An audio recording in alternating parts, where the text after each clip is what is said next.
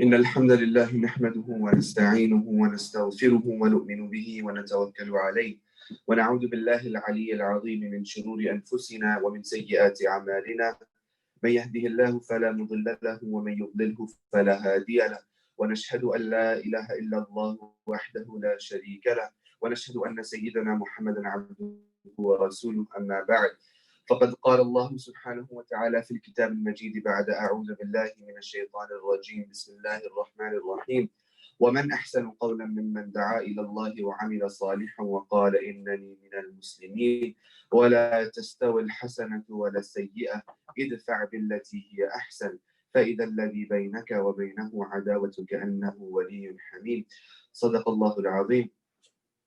Dear respected brothers and sisters in Islam, we live in a time and a society that we see the general trend in society is that we're moving away from religiosity and away from belief in a higher power, belief in a religion, or belief in that there's somebody in control or some being in control of all the affairs of this world.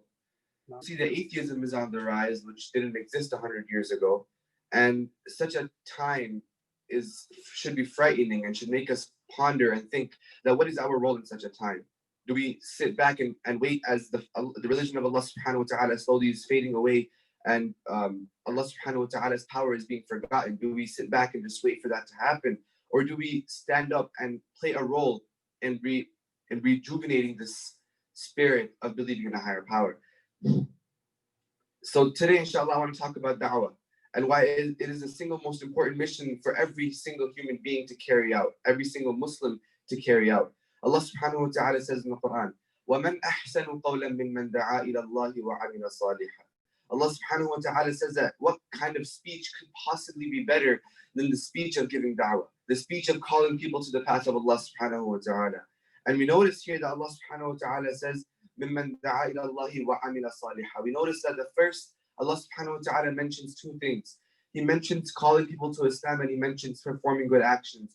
But the order in which Allah subhanahu wa ta'ala mentions the two is very important. Allah subhanahu wa ta'ala first says, what better speech could there be than the person who calls to Allah subhanahu wa ta'ala, who does da'wah, highlighting that it is a very important task.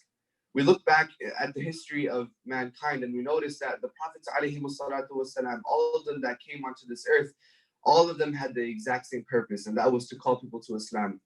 And the Prophet ﷺ also was sent for that exact same reason. If we look at the time that the Prophet ﷺ was sent in, the time that the Prophet ﷺ was sent to do da'wah in, we'll see that it was a society that was so steeped in the worst kinds of sins. It was a society that was heavily involved in performing shirk, the one sin that Allah subhanahu wa ta'ala does not forgive. And Allah subhanahu wa ta'ala sent the Prophet ﷺ in the middle of that society. And the Prophet ﷺ, how did he give da'wah to those people? He not only called out to them, but most importantly, he did it through his actions. Everybody knew that the Prophet ﷺ was a truthful person. Everybody knew that the Prophet ﷺ was honest. Everybody knew that he was a trustworthy person. So first and foremost, the way that Prophet ﷺ gave da'wah to the people of that society was by showing them his actions and becoming known as a trustworthy person. We know that there's a saying that actions speak louder than words, and in the pursuit of doing da'wah, this is extremely important. Everybody has a job, and everybody goes to school, and everybody is involved socially in some type of activity or is socially involved in something. And it is very important that in those social settings that we emulate the beauty of the deen of Allah subhanahu wa ta'ala in our actions. We have to show perfection, the perfection of Islam in our character, in our actions, also in our words. We have to show and emulate the beauty of Islam. That is the best way to do da'wah, is to show it within our own actions and our own lives. Allah subhanahu wa ta'ala mentions in the Quran, there's a few steps or scenarios that Allah subhanahu wa ta'ala mentions, that when you do da'wah, you will encounter certain things and the reaction that we should have to it. Because doing da'wah is the most noble mission that a person could do on this earth. And therefore, there are some guidelines and rules that Allah subhanahu wa ta'ala has set in place for us to follow. So he says, as I already mentioned, وَمَنْ أَحْسَنُ قَوْلًا مِمَّنْ دَعَا إِلَى اللَّهِ وَعَمِلَ صَالِحًا. What kind of speech could be better than giving the speech of calling people to Islam? And then Allah subhanahu wa ta'ala says, وَلَا تَسْتَوِ الْحَسَنَةُ وَلَا السَّيِّئَةُ. Allah subhanahu wa ta'ala here is saying that when you're giving da'wah, this is in the context of da'wah, when you're giving da'wah, there's two ways you can do it. The first way you could do it is you could do it in a way that, hey, you have to believe in Allah, or like you, in a very aggressive manner. You could talk to somebody about Islam in an aggressive manner, or you could talk to them in a kind, soft manner, and also, obviously, as I mentioned, show it in your own actions. There's two types of ways of giving da'wah, and Allah subhanahu wa ta'ala says, إِدْفَعْ بِالَّتِي هِيَ أَحْسَنُ. Choose the better of the two options. Meaning that when you're giving da'wah, make sure you're giving it in a way that you're not making Islam look bad, or not making, yourself look like a crazy person. فَإِذَا الَّذِي بَيْنَكَ وَبَيْنَهُ عَدَاوَةٌ. And Allah subhanahu wa ta'ala recognizes that giving da'wah to a group of people is not an easy task, because most people have in their minds set in stone their own beliefs. Most people are already believing in their own religion or their own way of life, and to go and talk to them about Islam is not as easy as it sounds. And Allah subhanahu wa ta'ala here is mentioning that that let's say that you're talking to somebody about Islam, and you've noticed that there's some kind of animosity between the two people, that there's some kind of hatred coming from the other person. Then you have Allah subhanahu wa ta'ala says كَأَنَّهُ وَلِيٌّ حَمِيمٌ, that when you're giving da'wah, you have to act like, even though this person is, let's say, for example, cursing at you or saying really bad things to you and your religion, Allah subhanahu wa ta'ala is saying, treat that person كَأَنَّهُ وَلِيٌّ حَمِيمٌ. Allah subhanahu wa ta'ala is saying, treat that person not only like he is a friend, not only, Allah subhanahu wa ta'ala doesn't use the word sahib here, or like, he doesn't use the word of friend. He says waliyun hamim, someone you trust with your life, a very close companion, close friend. And Allah subhanahu wa ta'ala then mentions that وَمَا يُلَقَّاهَا إِلَّا الَّذِينَ صَبَرُوا, that this act of doing da'wah is not for everybody. And we have to recognize that the different ways of doing da'wah, we have to find which one suits us, because وَمَا يُلَقَّاهَا إِلَّا الَّذِينَ صَبَرُوا, we have to be patient people in order to, for example, do street da'wah, or to go out and talk about the deen. We have to be patient people, because when somebody comes up to you and starts saying something bad, and you have a temper and you react, you can make the entire religion of Islam look bad. We have to understand something very important, that when we're giving da'wah or when we're representing Islam, a single bad action from us could make the entire religion look bad in somebody's eyes. So it's very important, as I keep highlighting and keep mentioning, that our actions are the most important thing. We have to first change our actions, and we have to first change our actions and display the beauty of Islam through our actions, and then we can go and speak out in our own words. And then Allah subhanahu wa ta'ala says, وَإِمَّا يَنْزَغَنَّكَ مِنَ الشَّيْطَانِ نَزْغٌ فَاسْتَعِذْ بِاللَّهِ. And when you're giving da'wah, you're going to have a mortal enemy, because there's an enemy on this earth whose mission is to take people away from the religion of Islam. And here you are calling people towards the religion of Islam, and he becomes your mortal enemy, and that is shaitan. So Allah subhanahu wa ta'ala is saying that when shaitan will come to you and whisper in your ear, like, hey, why are you doing this? Why are you calling people to Islam? It's not your job. You have to finish school. You have to go to work, blah, blah, blah. Shaitan will come to you and whisper to you these things and try to divert you from your mission, try to pull you away from calling people to Islam. And Allah subhanahu wa ta'ala is saying that, فَاسْتَعِذْ بِاللَّهِ. Then ask Allah subhanahu wa ta'ala for his protection, for his help, because Allah subhanahu wa ta'ala is the all-hearing, the all-knowing.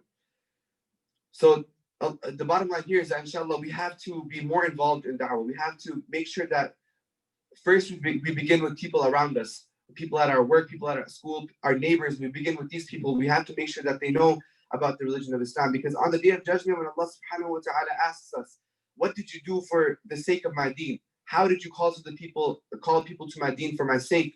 Or what kind of message did you give the people around you about Islam? And when we're stuck there and we have no answer to give to Allah subhanahu wa ta'ala, that's when we'll realize the mistake we made by not actually going out and explaining the message of Islam to the people around us.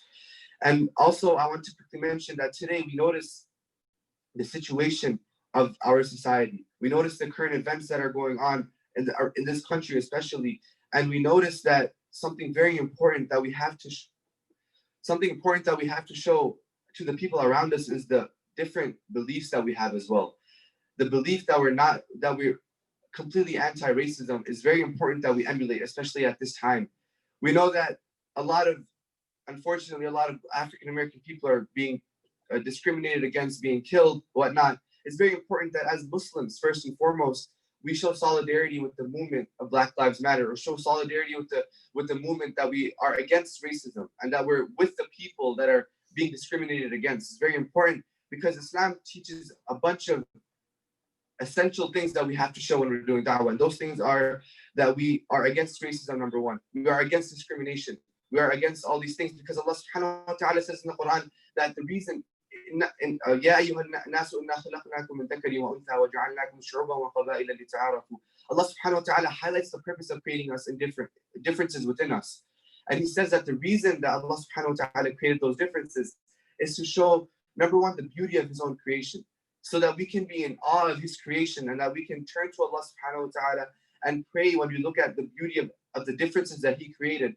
And subhanAllah, we take those differences and we use them in a completely negative light, and we use them to degrade people, we use them to talk badly about people. SubhanAllah, that is the condition. And it's very important that a form of da'wah that we can do is show solidarity with this movement and show that, hey, Muslims are also against these things. Muslims are also pro this movement, etc.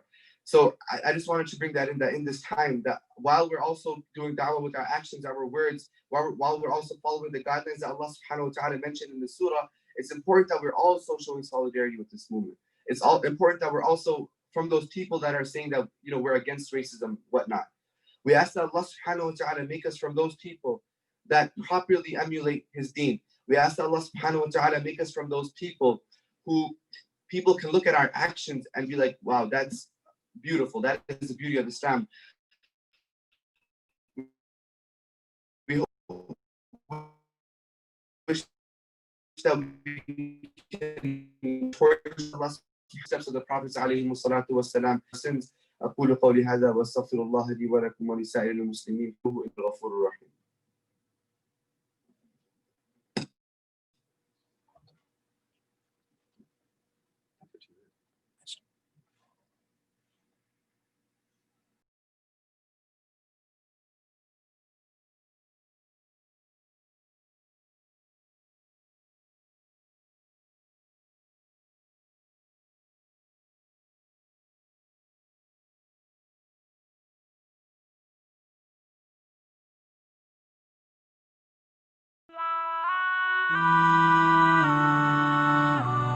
Anything that's associated with the Quran, Allah raises in ranks.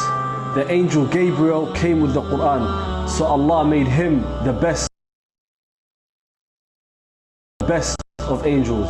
The Quran was revealed to the Prophet, so the Prophet became the best of messengers. The Quran was revealed to the Muslims, so the Muslims became the best of nations. The Quran was revealed in Ramadan, so Ramadan became the best of months. The Quran was revealed in the night of decree, so the night of decree became the best of nights. If you are connected with the Quran, you will become the best of people. Wallahi, if the Quran was a part of your day will be the best of days. The Quran, the Quran, the Quran. Don't overlook the Quran.